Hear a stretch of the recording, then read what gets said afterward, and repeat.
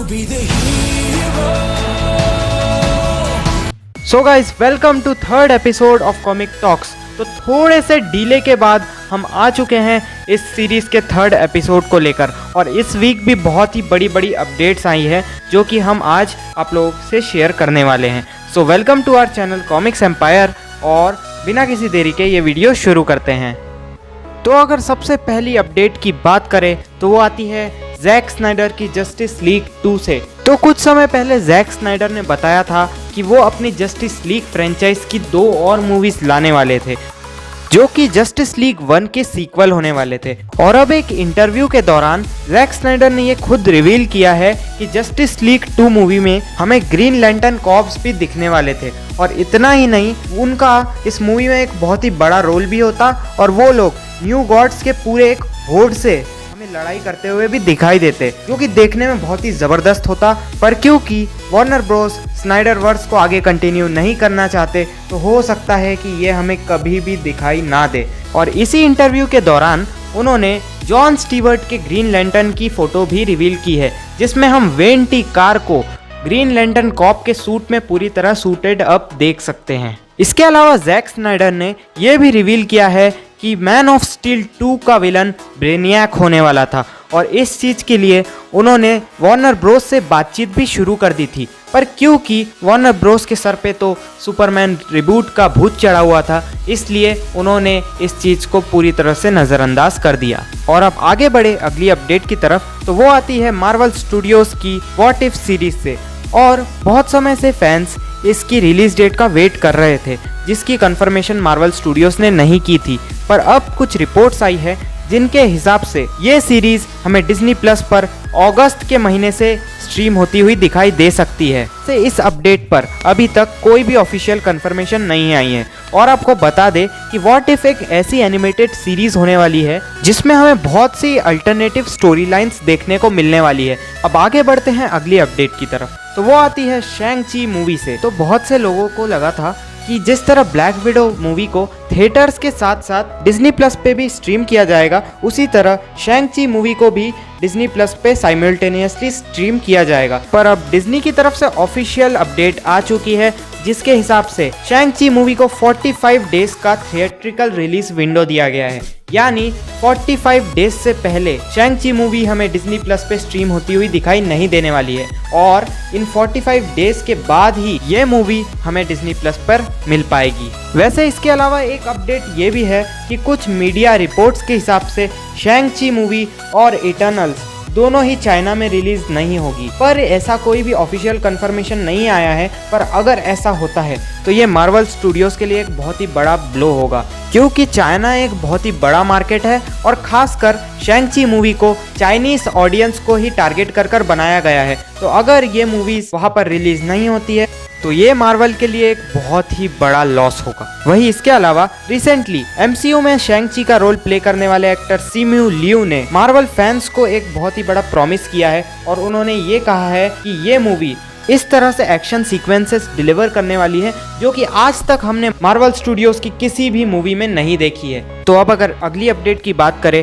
तो वो आती है वांडा विजन टीवी सीरीज से। तो रिसेंटली ये अपडेट्स आई थी कि वांडा विजन और falcon and the winter soldier को MTV अवार्ड्स के बहुत सी कैटेगरीज के अवार्ड्स के लिए नॉमिनेट किया गया था, और अब अपडेट ये है कि वांडा विजन को बेस्ट टीवी शो का अवार्ड मिल चुका है। वही इसके अलावा कैथरीन हैन, जिन्होंने वांडा विजन में अगाथा हार्कनेस का रोल प्ले किया था, उन्हें भी बेस्ट विलन का अवार्ड मिला है। वही अगली अपडेट भी वांडा विजन की एलिजाबेथ ओल्सन से ही रिलेटेड है। तो रिसेंटली एलिजाबेथ ओल्सन ने खुद ये कंफर्म किया है कि मार्वल के साथ उनका ओरिजिनल कॉन्ट्रैक्ट सिर्फ 2 मूवीज का और 1 कैमियो का था, पर उनकी जबरदस्त एक्टिंग के कारण मार्वल स्टूडियोज ने उन्हें वांडा के रोल में रिटेन किया, और वो अब तक 3 बार मार्वल स्टूडियोज के साथ अपना कॉन्ट्रैक्ट रिन्यू करवा चुकी है। तो एलिजाबेथ ओल्सन के MCU फ्यूचर के बारे में आप क्या सोचते हैं, कमेंट में मेंशन करना मत भूलना। तो आगे बढ़ते हैं अगली अपडेट की तरफ, तो वो आती है डॉक्टर स्ट्रेंज 2 मूवी से।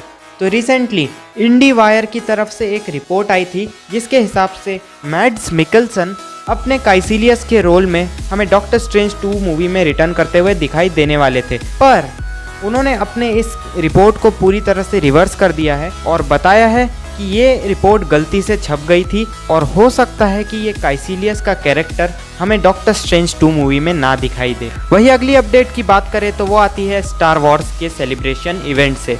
तो ये इवेंट 2020 में कोविड-19 पेंडेमिक के कारण पोस्टपोन कर दिया गया था और इसे अगस्त 2022 को शेड्यूल किया गया था, पर अब नई ऑफिशियल कंफर्मेशन आ चुकी है जिसके हिसाब से next star Wars celebration event हमें एनाहाइम में देखने को मिलेगा, जो कि मई 26, 2022 को ऑर्गेनाइज होगा। और ये इवेंट कॉमिक कॉन और डीसी के फैंडोम की तरह ही एक इवेंट है जिसमें स्टार वॉर्स के अपकमिंग प्रोजेक्ट्स की अनाउंसमेंट्स होती है। तो अब अगली अपडेट की तरफ आगे बढ़े तो वो आती है जेम्स गन की द सुसाइड स्क्वाड मूवी से। तो रिसेंटली एक इंटरव्यू में जेम्स गन ने रिवील किया है कि टास्क फोर्स एक्स के ऑलमोस्ट सारे ही मेंबर्स हमें उनकी मूवी में मरते हुए दिखाई देने वाले हैं और इस इंटरव्यू के बाद से ही उन्हें पोटेंशियल कैरेक्टर डेथ से रिलेटेड बहुत सी धमकियां रोज आने लग गई है जो कि फैंस की तरफ से आती है। वैसे जेम्स गन ने ये भी रिवील किया है कि वो मार्वल सिनेमैटिक यूनिवर्स में एक थंडरबोल्ट्स की मूवी को डायरेक्ट करना चाहते थे, पर सुसाइड स्क्वाड मूवी के बाद उनकी ये इच्छा खत्म हो चुकी है और अब उन्हें थंडरबोल्ट्स की मूवी को डायरेक्ट करने में कोई इंटरेस्ट नहीं है। वही अगर आगे बढ़े अगली अपडेट की तरफ तो वो आती है डेव बटिस्टा की तरफ से। तो कोलाइडर से एक इंटरव्यू के दौरान डेव बटिस्टा ने ये बताया है कि वो बैटमैन के विलन बेन का रोल प्ले करना चाहते हैं डीसीयू में, जो कि उनके कैरेक्टर को काफी हद तक सूट भी करता है। इसी के साथ साथ उन्होंने 2012 की डार्क नाइट राइजेस मूवी में टॉम हार्डी के बेन की भी तारीफ की, पर उन्होंने ये भी रिवील किया कि वो बहुत समय से डीसीयू में बेन का रोल प्ले करना चाहते हैं और उनका बेन ना सिर्फ खतरनाक होगा पर वो बहुत ही शातिर तरीके से इंटेलिजेंट भी होगा। तो क्या आपको नहीं लगता डीसीयू में बेन के रोल के लिए डेव बटिस्टा बिल्कुल परफेक्ट है? कमेंट में ज़रूर बताना। वही अगर आगे बढ़े अगली अपडेट की तरफ तो वो आती है केविन फाइगी और स्टार वॉर्स से रिलेटेड। तो रिसेंटली कुछ अपडेट्स आई थी जिसके हिसाब से Walt Disney studios Kevin Feige को लूकस फिल्म्स में एक बहुत ही बड़ा रोल देने वाले थे, पर अब एक और नई रिपोर्ट आई है जिसके हिसाब से केविन फाइगी लूकस फिल्म्स को लीड करने में बिल्कुल भी इंटरेस्टेड नहीं है और उनका फुल फोकस अभी सिर्फ मार्वल सिनेमैटिक यूनिवर्स में ही है। तो आपको क्या लगता है कि अगर मार्वल स्टूडियोज के साथ साथ केविन फाइगी स्टार वॉर्स को भी लीड करे तो कैसा होगा? अब अगर अगली अपडेट की बात करें तो वो आती है शज़ैम 2 से रिलेटेड। तो पिछले वीक अपडेट्स आई थी कि ज़चारी लेवाई जो कि शज़ैम का रोल प्ले करते हैं वो इस वीक से शज़ैम की फिल्मिंग शुरू कर देंगे और अब ऑफिशियली ज़चारी लेवाई ने अपने ट्विटर हैंडल से ये कंफर्मेशन दे दी है कि वो शज़ैम 2 की फिल्मिंग के लिए एटलांटा पहुंच चुके हैं और इसी वीक से इस मूवी की शूटिंग शुरू हो जाएगी। वैसे आपको बता दें कि Shazam 2 fury of the gods की इनिशियल रिलीज डेट अभी 2023 की है।